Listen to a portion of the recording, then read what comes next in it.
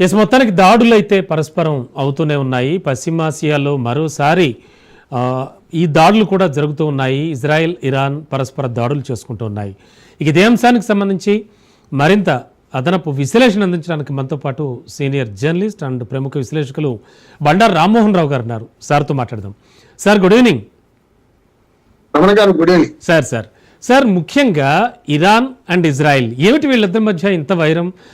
ఒకవైపు చూస్తే నెతన్యాహు చేసినటువంటి వ్యాఖ్యలు అయితే ఒకంత ఆలోచింపజేస్తున్నాయి. దాదాపుగా 46 ఏళ్ల నియంతృత్వంపై పోరాటం అన్నట్టుగా ఆయన అభివర్ణిస్తున్నారు. మరోవైపు చూస్తే కనుక ఖచ్చితంగా ఈ న్యూక్లియర్ డీల్కి ఒప్పుకోవాలి ఇరాన్, లేకపోతే నాశనం అవుతుంది అని అగ్రరాజ్యాధినేత అంటున్నారు.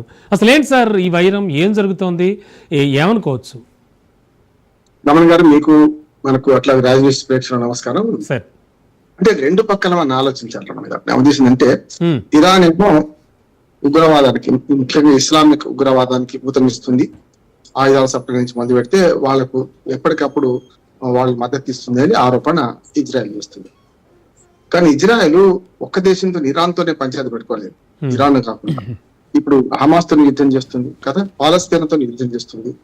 ఇవాళ విదేశాంగ విధానం కొంచెం 50 ఏళ్ళు వెనక్కి వెళ్తే ఇందిరాగాంధీ హయాంలో పాలస్తీనా నాయకుడు యాసర్ అరాఫత్ మన దేశానికి వచ్చినప్పుడు మనమైతే పాలస్తీనాకి మద్దతు ఇచ్చాం కదా, ఇజ్రాయెల్కి ఇవ్వాలి. ఎందుకు ఇవ్వలేదంటే ఆనాడు కూడా ఇప్పుడు అమెరికా పెద్దన్న పాత్ర వహిస్తూ ఇజ్రాయెల్ ద్వారా చుట్టూ చెలుపుతుంది అని ఒక ఆరోపణ ఉంది. అంటే ఇజ్రాయెల్ చాలా శక్తివంతమైన దేశం, ముఖ్యంగా రక్షణ రంగంలో వాళ్ళంతా పెగాసిస్ కదా. మనం అక్కడి నుంచి మనం నిఘా వ్యవస్థను మనం తీసుకొచ్చుకున్నాం అనుకుంటున్నాం కదా.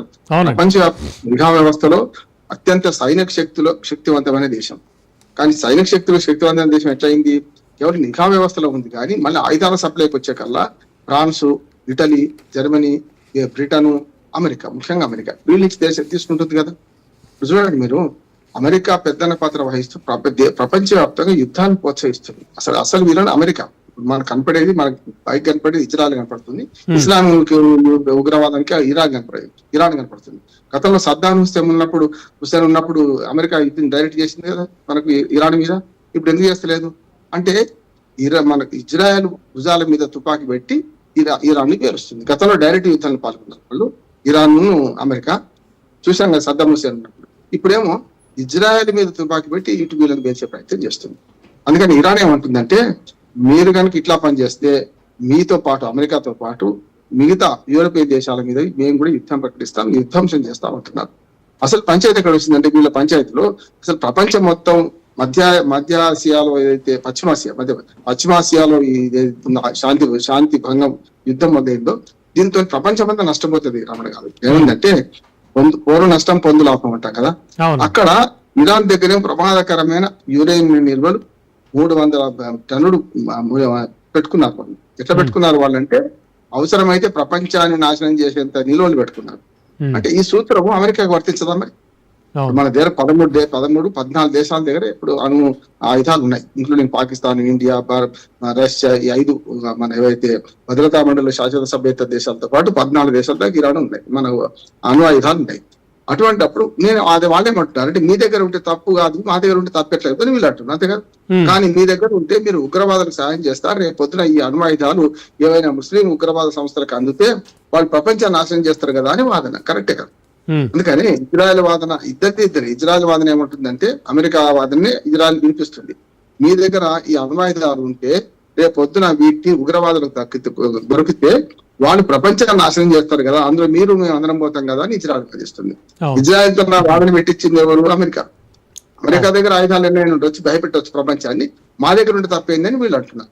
వాడడం ఎట్లా అనేది, ఇప్పుడు మనకు నో ఫస్ట్ యూజ్ అని మనము ఇండియా పెట్టుకున్నాం. అణ్వాయుధాలను ఏదే యుద్ధం మొదలు పెట్టాం మనం, అణ్వాయుధాలను నో ఫస్ట్ యూజ్ అని సిద్ధాంతం పాటిస్తున్నాం. ఇప్పుడు ఆ పాకిస్తాన్ దగ్గర అమెరికాకు ఇరాన్ శత్రువు ఎట్లా యుద్ధం, పాకిస్తాన్ ఎందుకైతే లేదు? పాకిస్తాన్ ఉగ్రవాద దేశంగా ప్రకటించాలి కదా. నేనన్న మాట కాదు, ఇంతకు ముందున్న ట్రంప్ కన్నా ముందున్న జో బైడెన్ ఏమన్నారంటే, పాకిస్తాన్ అత్యంత ఉగ్రవాద దేశంగా ప్రకటించాలి, ఉగ్రవాద కార్యకలాపాలను మూడవ అదే అని ప్రకటించినోడు మన భారత్ పాకిస్తాన్ యుద్ధం వచ్చినప్పుడు వాళ్ళు ఇద్దరు సమానం వాళ్ళే అని అమెరికా ఎందుకంటుంది? ఇప్పుడు ఇట్లా అమెరికా మొత్తం నాయకులు ఇప్పటి వరకు ద్వంద్వ వైఖరి వహిస్తున్నారు. వాళ్ళు పెద్దన్న పాత్ర వహిస్తూ వాళ్ళకు అనుకూలమైన దేశాల ద్వారా మిగతా దేశాన్ని బెదిరిస్తున్నారు. డైరెక్ట్ వాళ్ళు చేస్తున్నారు. అందుకని ఇక్కడ సమస్య ఏంటంటే ఈ రెండింటి మధ్యన వైరాన్ని చూడాల్సిందంటే యూరోపియన్ యూనియన్ ఏదైతే ఉందో అందులో అమెరికాకు మద్దతు ఇచ్చే దేశాలు ఏమున్నాయో ఇవన్నీ ఒకటై ముస్లిం దేశాలను వ్యతిరేకిస్తున్నాయి. అందుకని చూడండి ఇప్పుడు ట్విన్ టవర్స్ పేల్చివేత కారణం ఏంటిది? అవును, ఆఫ్ఘనిస్తాన్ తీవ్రవాదానికి కారణం ఏమిటి? Yes, sir. ఆఫ్ఘనిస్తాన్ ద్వారా అంటే ఇప్పుడు మనం పాకిస్తాన్ ద్వారా ఆఫ్ఘనిస్తాన్ లో తీవ్రవాదాన్ని ప్రోత్సహించింది ఎవరు? అందుకని పాకిస్తాన్ కూడా ఏమన్నదంటే ఆ మధ్యన అసలు ఉగ్రవాదం నేర్పిందే మీరు అమెరికా అంటారు. అమెరికా ఉగ్రవాదం నేర్పిందే మీరు, మీకోసమే ఉగ్రవాదులమైనామని పాకిస్తాన్ ఉంటుంది. ఉమ్, ఈ ఈ పరిస్థితులు ఇప్పుడు ఇరాన్ మీద చర్యలు ఎట్లా తీసుకుంటున్నారు?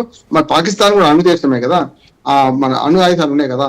మరి మొన్నటి మన పాకిస్తాన్ ఇండియా సింధూర్ లో ఎందుకు మీరు జోక్యం చేసుకోలేదు? పాకిస్తాన్ ఎందుకు అద్మాయిస్తలేదు? ఇద్దరు మంచి వాళ్ళే మీరు ఆ యుద్ధం ఆపని చెప్పిన అంటున్నాడు కదా. అందుకని అమెరికా ద్వంద్వ పాత్ర వహిస్తుంది. రెండోది కూడా రమణ గారు, ఈ మొత్తం ఆయుధ వ్యవహారాలు వీళ్ళందరూ కూడా ఉమ్, చైనా పక్కన పెడదాం, అమెరికా, నేను చెప్పిన ఫ్రాన్స్, బోఫర్స్ ఎక్కడి నుంచి ఫ్రాన్స్ తీసుకునే అవినేత అంతా అక్కడిదే కదా. ఈ 5-6 దేశాలు ఆయుధాలను ఉత్పత్తి చేస్తున్నాయి. ఈ ఆయుధాలు అమ్ముకోవాలంటే యుద్ధాలు కావాలి వాళ్ళకు. అవును, కంబోడియా కంపోజియా యుద్ధం నుంచి చూస్తున్నాను నేను. ఉమ్, ఇప్పటి చూస్తుంటే వీళ్ళకి ఆయుధాలు అమ్ముకోవడానికి యుద్ధాలు, భౌతిక యుద్ధాలు కావాలి. అసలు నిజంగా చెప్పాలంటే భౌతిక యుద్ధాల కాలం కాదు ఇది.